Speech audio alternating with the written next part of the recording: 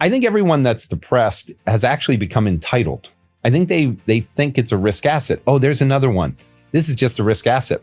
Okay, well, it's not going up with that NASDAQ, so that's good. Lower correlation. Well, it's just digital gold. Well, it's not going up with gold. So guess what? In portfolio theory, for everyone who hasn't bought any yet, I think with your stocks, with your gold, with your bonds, now there's every argument to make. It's lower volatility now, lower correlation with the other traditional asset class, diversification from gold. I think this thing is going to move higher. I was wrong. Jordi lays out two simultaneous structural changes. First, supply dynamics. Significant holders, miners, early whales, institutional backers are redistributing large blocks of Bitcoin into the market. He likens this to an IPO pricing event. Early holders take profits, diversify into other risk-on opportunities like AI, and recalibrate their portfolios. Number one, beginning in May and in early July, there were a lot of, I want to say rumors flying around, but they weren't just rumors. And this is not speculation. Anyone can go look this up, but there were stories about China cracking down again on Bitcoin miners and on crypto ownership and blah, blah, blah. And it got poo-pooed and everything went on. Since those stories came out, there's been an overhead of supply that have gone through. And I just want to make sure people realize there's two themes as a traditional finance person that has spent a lot of time trying to take the lens that I learned everything through, which was as a trader, as a macro person. So I think the reason I shake my head at Bitcoin is because every possible thing to everyone listening that you would want for Bitcoin is happening right now, meaning the government is supporting things. The financial guardrails are shifting. We've got news after news every single day about the financial guardrails becoming more digital economy. It's things that are necessary for the network effects to kick in. All of that has happened. We still see inflows from retail. We still see the banks now opening it up for people to go through. But there's clearly a bunch of whatever it is, OGs, Bitcoin miners out of China, whoever it is, large amounts. Mike Novogratz publicly said it. If you go back to July, there have been billions and billions of dollars of, let's say, original investors supporting Bitcoin, regardless of how you want to term it. So I'm writing a Substack. I think what people should think about is we don't have an IPO for Bitcoin, but this last 4 months to me feels like sourcing the pricing of the IPO, where the original investors are getting out of large chunks. Now, why is there ever an IPO? For monetization. If someone has 9 billion in Bitcoin, I mean, I think they should diversify a little bit. If it was related to China, guess what China has now that they haven't had since 2014, 15? A bull market in stocks. Guess what else people have? Well, they have the chance to invest in AI. AI is a 10-bagger in many cases. You've been able to do it in the public markets. So I think at some point, Bitcoin becomes a boring asset to people who are looking for 3-baggers, 4-baggers, 5-baggers. It becomes a diversification. So I think this is just a distribution of a few massive holders. And the weaknesses I have heard about Bitcoin as I've gotten into it from institutions, it's too volatile. Not too volatile anymore. We've taken the implied volatility and the actual realized volatility down to 30 and below in some cases. So the vols come down. Okay, what's the next thing? Well, it's too concentrated in ownership. I mean, I've gone through the numbers. When you add Satoshi's wallet, you add the other whales, you're talking about a third of it has been owned by not many people. I think like 10,000 is the number I heard. Regardless of what the right answer is, every month the Bitcoin IBIT outstanding shares goes up. It's up again this month, even though the price is down. So I think everyone that's depressed has actually become entitled. I think they think it's a risk asset. Oh, there's another one. This is just a risk asset. Okay, well, it's not going up with that NASDAQ, so that's good. Lower correlation. Well, it's just digital gold. Well, it's not going up with gold. So guess what? In portfolio theory, for everyone who hasn't bought any yet, I think with your stocks, with your gold, with your bonds, now there's every argument to make. It's lower volatility now, lower correlation with the other traditional asset class, diversification from gold. I think this thing is going to move higher. I was wrong about where I thought we'd be at this point. It's still up for the year. I think once this consolidation is done and we're through the IPO process and the fundamentals take over, next year, once we get through clarity and the beginning of tokenization and the stories of Zelle and everything along those lines, I think we're going to have an acceleration. Tokens for identity, data, and value enable autonomous agents and AI systems to transact, verify identity, and monetize data. Tokenization isn't just about trading assets. It's the substrate for new economic coordination between machines and people. As every legacy payment provider and tech firm races to issue their tokenized rails, network effects take hold. Once enough value moves on-chain, the migration accelerates exponentially. We're at a very important point where let's leave Bitcoin over here, and I'll get to it at the end.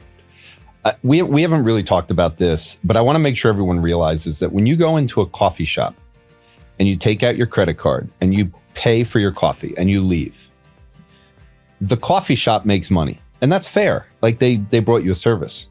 But the credit card company makes money. And if you have your money in JP Morgan, a Bank of America, or any of the big banks, guess what? They're also making money. And the reason they've made money is because of the float on the money that you have. Meaning you've got money in there, and unless it's in a money market fund, they're investing the money you have. They're giving you almost no interest, if zero. So everyone makes money constantly on the friction. If you're slightly late on a payment, or if whatever, okay, now there's a massive penalty charge. If you do a wire, massive penalty. As everyone is hearing the stablecoin thing and they're going through this, we are at the beginning of the disruption to the biggest friction there is in all of our life and all companies' lives. The float on an Uber driver, when they get paid from the time that you pay, who has that money until the Uber driver gets paid in 2 weeks, 3 weeks, whatever. Everything will be instantaneous. You take an Uber drive, stablecoins are paid, they get their share, the company gets their share. All of a sudden, all the friction, the taxes, the VIG, it's literally just a VIG. So when you mention Coinbase and you mention all this, the financials, the banks and all this, they are racing with stuff like Zelle. They want to keep control of this VIG. Even if it's a smaller VIG, they want the VIG. And so you're going to see this race on all of this stuff. And so what it's doing is it's speeding up the process. This is the network effects taking off. So they don't want to lose to Stripe. Walmart's saying they're going to do it. Shopify is going to do it. Everyone's going to issue a stablecoin. Everyone's going to do this. So to your point, there's kind of a bubble feel. It's an ICO feel. It's all going on. But the reality is the government just opened up the regulations and said everyone can participate in this. Okay, well, that's going to speed up the process because everyone's racing for the profits that are available. They're not saying, I'm going to go slow on this anymore. And banks would slow everything. They already lost that fight, and that was the Genius Act. Before that, they were the ones slowing down the process. So I think people have to remember that with something like Zelle or any of these places, the more money that moves into stablecoin, the analogy I've said to people are there are two casinos when you go to Vegas. One is this old 100-year casino, and the other one's this new shiny casino. Everyone who's been using the old casino, they still have nostalgia and memories, and they walk into it, and it's a dilapidated piece of garbage. But it's like, oh, I remember when my kid was born, and I was playing that slot and everything else. All the money's there. The chips are there. If all of a sudden, for some reason, they end up in that new shiny one and they test it out and they're like, whew, this place is beautiful. This is nice. Smells nice. Everything's good over here. Food isn't stale. You know how fast the chip stack is going to go from there to there and be converted in once you open it up. So I've always said the adoption for wallets is very difficult. Well, if the adoption for wallets is now presented by the banks, Game who over. you trust, it's over. And that's what's going to accelerate over the course of the next year. Token revolution, genius. AI tokens, crypto tokens. What's your reaction? So I listened to this podcast, Bell Curve, which someone had recommended that I listened to. And it was really interesting to hear as someone who spends their time with tokens and analyzing what it means for the stock market.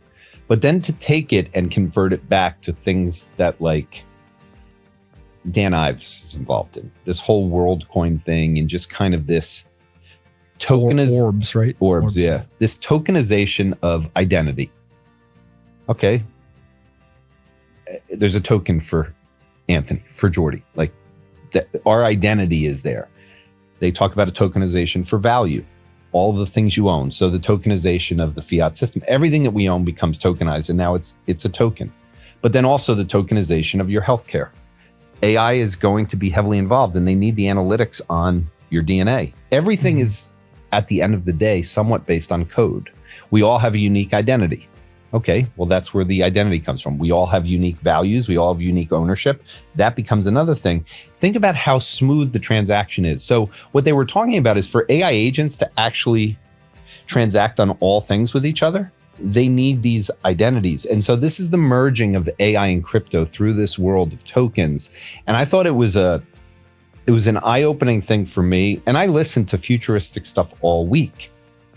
This one really got me because it hit on the concept of tokens in both worlds. And I think it makes perfect sense to kind of think about them in those ways and think about this merging, because in the end, the token, the synthetic dollar, the stable coin, where we're going to be in 5 years is the volumes of stable coins is going to be so massive. And the valuation of tokens and everything is going to be so big.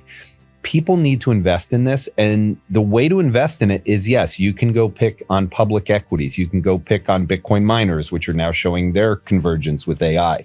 No matter where you look right now, the convergence between AI and crypto is getting clearer and clearer. And that was the reason why, when I was no longer in the hedge fund world, I refused to go back in, because every hedge fund I talked to did not have a view on AI and did not have a view on crypto that was from the perspective of it being a macro event. They viewed it as a technology. Well, that's handled by XYZ. We're not doing that here. We're doing this.